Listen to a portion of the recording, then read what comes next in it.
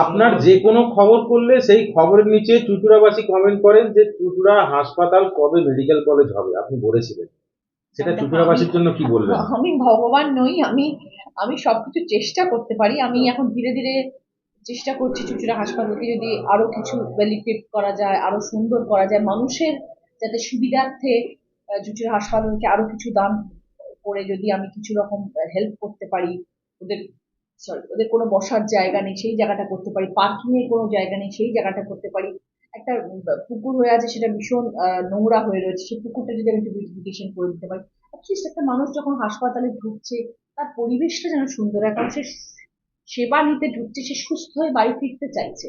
সেই জায়গায় যদি আমরা পরিবেশটাকে অত্যন্ত নোংরা করে রেখে দিই, তাহলে সেই জিনিসটা দেখতেও ভালো লাগে না এবং মানুষের দৃষ্টি মধুর হয় না। তো আমি চেষ্টা করছি আমার সেই কাজটা একটা বিশাল ইম্পর্টেন্ট কাজ, যে আমি আমার সংসদ তহবিলের টাকা থেকে এই কাজগুলো করবো। দেখা যাক মেডিকেল কলেজ কতটা করতে পারবো, কতটা এগোতে পারবো, আমার ইচ্ছের মধ্যে রইলো। চেষ্টা করে ফেলি।